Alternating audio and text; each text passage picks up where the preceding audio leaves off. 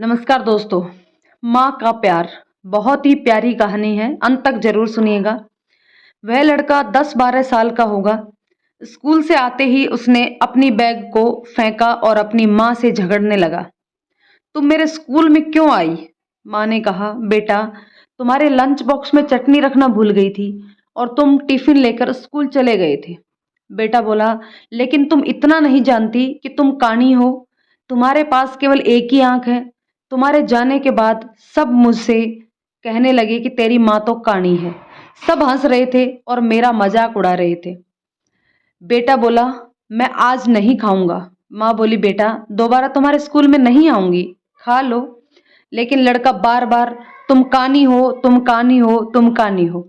माँ इस जहर को शक्कर की भांति पी गई और अपने बालक से बहुत प्रेम किया। गांव में जाकर माँ ने अपने बेटे को पढ़ाया। बेटा स्कूल में प्रथम आया। शैक्षणिक संस्थान ने उसके सम्मान में स्कूल में एक कार्यक्रम का आयोजन किया। लड़का तैयार हो गया और स्कूल के लिए निकल गया।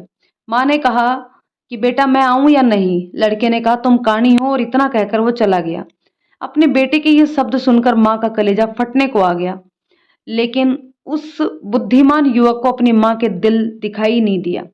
माँ रो रही थी, उससे रहा नहीं गया और वह अपने बेटे का कार्यक्रम देखने के लिए स्कूल में चली आई और सबसे आखिर में खड़ी रही। लड़के को हार पहनने देख वह रोने लगी। लड़का घर माँ ने कहा, बेटा मैं तुम्हारे स्कूल आई थी तुम्हारा सम्मान देखने। अभी तो माँ ने अपनी बात पूरी भी नहीं की कि लड़का जोर से चिल्लाया। लड़के को अपनी माँ की ममता नजर नहीं आई, क्योंकि बुद्धि को ममता नजर नहीं आती। उसे बाहर के विषय समझ आते हैं और उसे अपनी माँ के दिल की बात समझ में नहीं आई।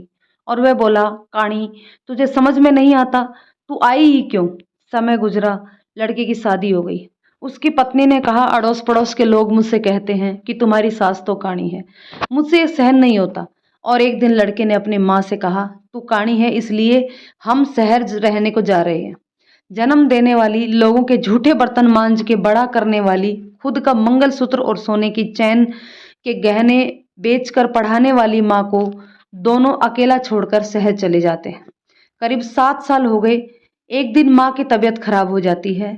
माँ सोचती है कि एक दिन में चली जाऊंगी, लेकिन सब कहते हैं कि तेरी परी जैसी पोती है और राजकुमार जैसा पोता। यह सुनकर उसे अपने पोते पोती देखने की इच्छा हुई।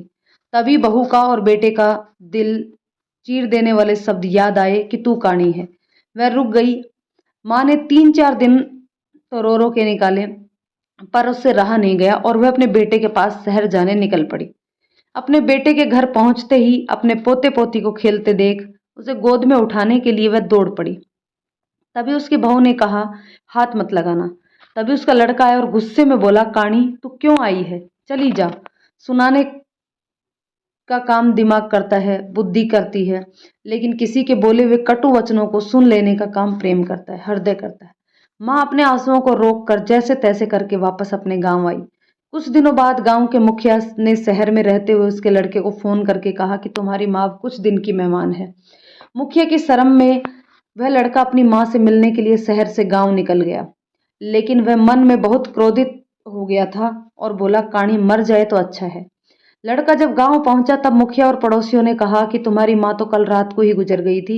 हमने तुम्हारी कल दोपहर 12 बजे तक राह देखी, फिर तुम्हारा ना आने पर हमने तुम्हारी माँ का अंतिम संस्कार कर दिया।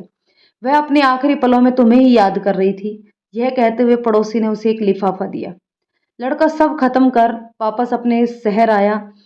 पत्नी ने पूछा, क्या हुआ? लड़का नफरत से बोला, माँ मर गई, काणी चली गई।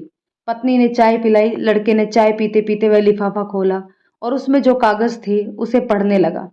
बेटा अब मुझे लगता है कि मेरे जाने का समय आ गया है, इसलिए मैं तुझे यह बात कह रही हूँ कि बेटा जब तू बहुत छोटा था तब एक एक्सीडेंट में तेरी एक आंख चली गई थी। मैं तुझे एक आंख का नहीं देख सकती थी। तेरे पिता ने तेरा इलाज करवाने के लिए अपनी सारी जमा पूंजी खर्च कर दी, पर तेरी एक आंख न दिला सके। और मैं तुम्हें एक आंख का देख नहीं सकती थी। आखिर मैंने अपनी एक आंख तुझे दी। तेरी दूसरी आंख देखकर मेरी एक आंख में खुशी के आंसू आते थे। बेटा सुखी रहना, तेरी माँ। चाय का कप भरा का भरा ही रह गया। लड़का जोर से बोला, ओ माँ, कहकर फूट फूट कर रोने लगा। ओ माँ, तुम मेरे लिए काणी हो गई।